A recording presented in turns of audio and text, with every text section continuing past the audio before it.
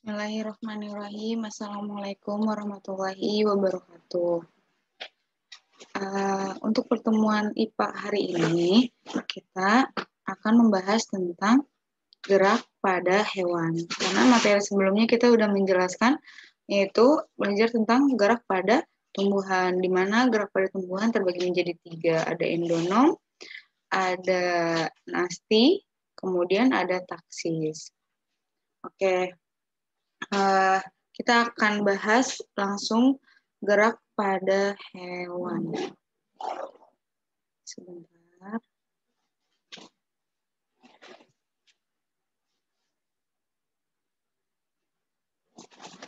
Oke, kita mulai. Gerak pada hewan. Nah, bedanya hewan dan tumbuhan itu bergeraknya. Kalau pada hewan itu dia geraknya melakukan lokomosi. Apa itu lokomosi? Lokomosi adalah struktur dalam organisme hidup yang bertanggung jawab untuk bergerak. Pada manusia terdiri dari otot, sendi, dan ligamen dari anggota tubuh bagian bawah serta arteri dan syaraf. Apa itu ligamen? Nah, ligamen itu adalah penghubung antar tulang. Oke. Kita langsung masuk ke gerak hewan avertebrata. Nah, di sini hewan itu ada 2. Ada avertebrata, ada vertebrata. Apa itu yang avertebrata? Ingat ya, kalau di biologi, jika ada dua kata yang sama, cuma yang bedanya ada huruf A, maka A itu berarti artinya tidak, ya. Jadi avertebrata, A itu tidak, vertebrata itu tulang belakang, artinya hewan yang tidak memiliki tulang belakang. Nah, beberapa jenis hewan yang memiliki skeleton hidrostatik, di mana hewan ini memungkinkan dia melakukan gerak peristaltis. Nah, apa itu gerak peristalsis? Yaitu gerak yang dihasilkan oleh kontraksi otot berirama dari kepala sampai ekor. Oke, kita akan langsung bahas apa saja yang termasuk di sini. Oke, contoh yang pertama adalah cacing pipih, ya. Bentukannya, kenapa pipih? Karena bentukan cacing tersebut pipih, ya, beda dengan cacing yang kedua. Ini yang kedua gambar apa? Cacing gilig, ya, gilig. Yang ketiga cacing gelang. Nah, cacing gilig dan cacing gelang itu hidupnya ada di mana? Dia hidupnya ada di usus manusia. Apakah berbahaya? Ya, dia itu parasit di usus manusia itu. Nah, kalau bedanya, kalau yang gilig sama gelang, kalau gelang itu bisa sampai hidup di daerah paru-paru, ya. Kemudian ada yang keempat itu ada Coelenterata. Apa itu Coelenterata? Nah, berarti hewan yang memiliki apa? Kaki tentakel, ya, ubur-ubur contohnya di sini. Oke, lanjut. Nah, cara bergeraknya gimana cacing? Yang pertama, di cacing itu ada otot longitudinal di sebelah sini, ada otot sirkular. Kalau otot longitudinalnya berkontraksi, maka otot sirkularnya berelaksasi. Segmen tubuh itu ini namanya yang garis-garis itu bergaris-garis itu adalah segmen tubuh. Segmen tubuh di bagian kepala dan dekat ujung kepala memendek dan menebal. Jadi menekuk, ya. Kalau misalkan kayak cacing mau gerak, pasti dia kepalanya menekuk, kemudian bagian belakangnya kecil, ya. Jadi yang menebal itu di bagian kepala. Kemudian sebaliknya, jika otot longitudinal itu berelaksasi, maka otot sirkulernya berkontraksi. Segmen di tubuh bagian lainnya memanjang dan mengecil. Jadi ada yang panjang, ada yang kecil, kayak gitu.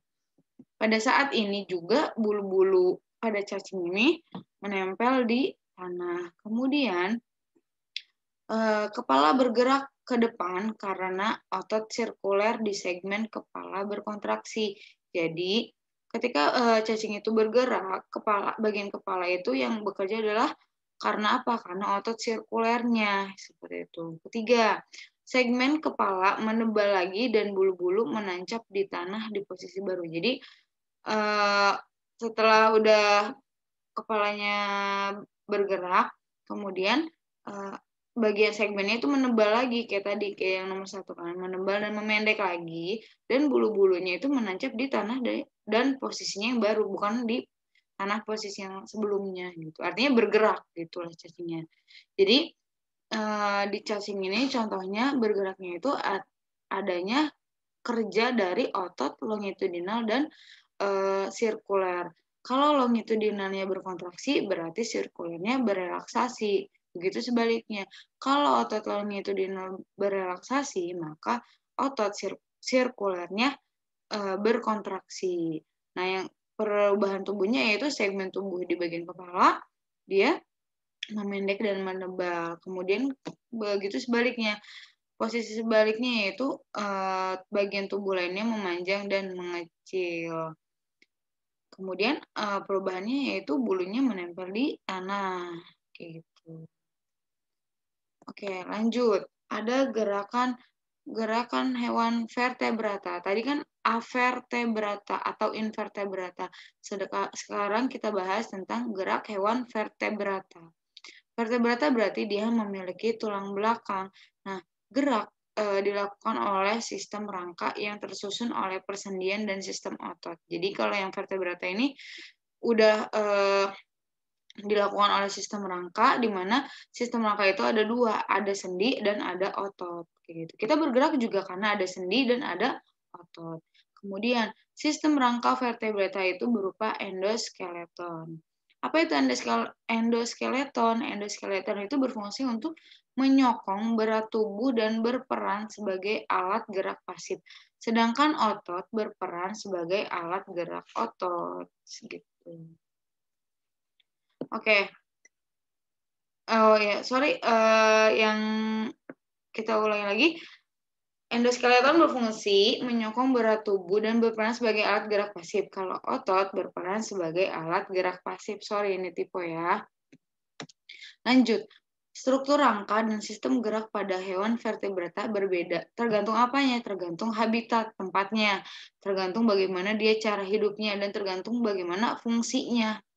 Oke, yang pertama, hewan vertebrata pertama yaitu pada ikan. Ikan itu bergerak dengan apa? Simpel, sirip kan kayak gitu. Tapi sirip di sini banyak ya di gambar ini. Ada sirip punggung, ada sirip dada, sirip perut, sirip belakang, sirip ekor.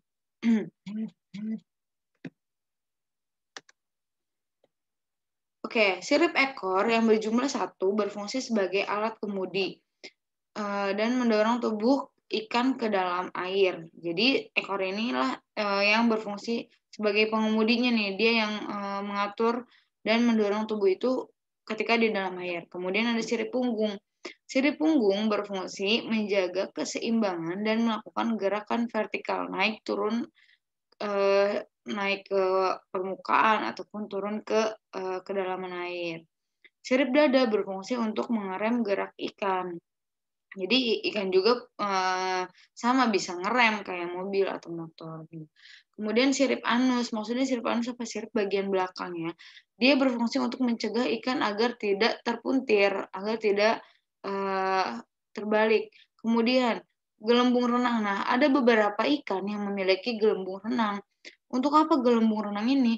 Untuk bergerak dari permukaan ke kedalaman air ataupun sebaliknya. Jadi kalau misalnya kedalaman airnya itu sangat dalam, nah ini fungsi dari gelembung renangnya. Kemudian, nah kalau kalian pegang selaput lendir atau di ikan itu ada lendirnya kan, kalau kalian pegang ada licinnya. Kenapa itu ada? Untuk mengurangi gaya gesek antara si tubuh ikan dengan air. Lanjut. Kemudian, gerak pada amfibi. Amfibi itu adalah katak. Nah, katak ini lebih simpel tulangnya ya. Oke, tulang belakang pada katak itu untuk menopang berat tubuh bagian depan dan belakang. Kemudian, bagian belakang tulang belakang menyatu dengan tulang tunggal disebut urostylus. Nah, ini maksudnya.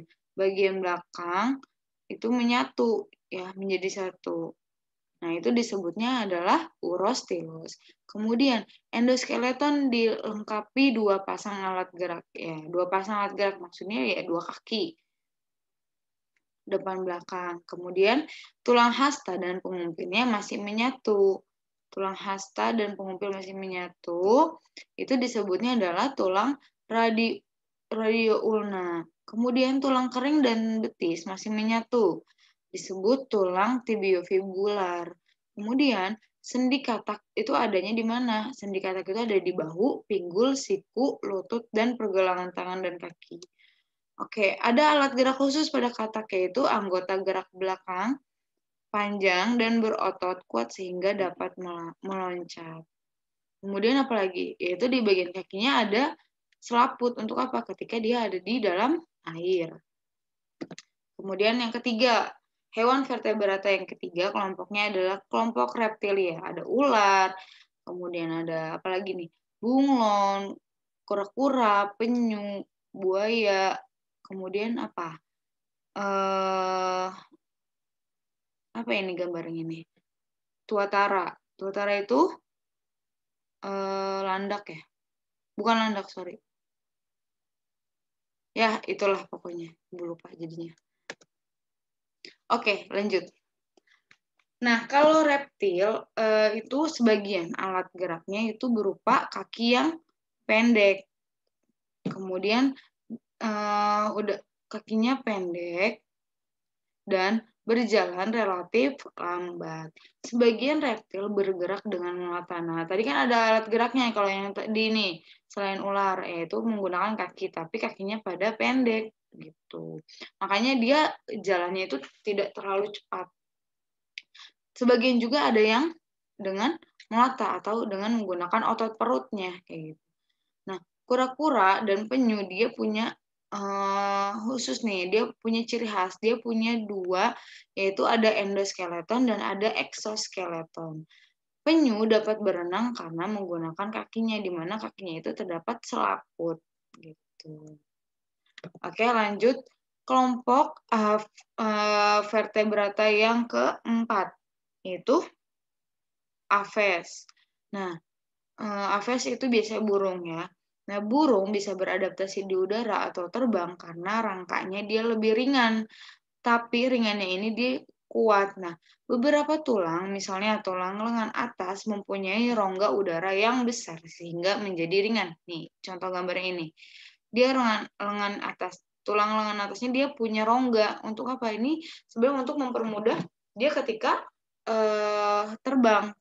Kemudian jumlah tulang tengkoraknya itu lebih sedikit dan dilengkapi dengan paruh yang dimana paruh tersebut dari keratin yang ringan. Kemudian tulang dadanya pipih dan luas sebagai tempat melekatnya otot terbang. Jadi kenapa burung itu bisa terbang? Karena dia memiliki tulang sayap dan tulang rangkanya yang ringan namun kuat kayak gitu. Nah, anggota gerak depan berupa sepasang sayap ya, ada dua sayap kanan kiri. Sayap dilengkapi oleh bulu, berfungsi untuk apa? Berfungsi untuk mengangkat tubuh di udara. Gitu. Anggota gerak belakang berfungsi untuk berjalan, melompat, berlari, dan hinggap. Kemudian rangka burung air mempunyai tulang yang padat sehingga dapat menyelam ke dalam air. Contohnya angsa. Kemudian apa lagi? Selain angsa ada apa lagi? Ada yang tahu? Itik. Nah, seperti itu. Jadi kalau dia mempunyai tulang yang padat, kalau bagi burung yang khusus, yaitu seperti tadi angsa. Oke, lanjut. Yang terakhir itu ada gerak pada mamalia. Ini rangka kuda ya. Kemudian mamalia itu apa? Hewan yang menyusui. Ya. Lanjut. Pada mamalia berkaki 4, misalnya kuda. Nah, kuda itu bergerak menggunakan apa? Menggunakan kaki, di mana kakinya itu panjang dan langsung melekat pada tulang badannya. tulang belakang menghubung ke tungkai depan dan belakang. Jadi tulang belakang agak melengkung kalau pada kuda. Untuk apa? Untuk menahan berat tubuhnya. Gitu.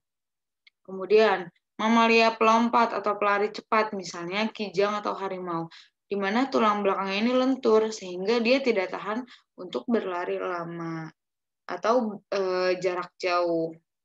Ketiga, gajah berjalan lambat karena memiliki kaki yang besar, pendek, dan lurus untuk menopang tubuhnya yang berat.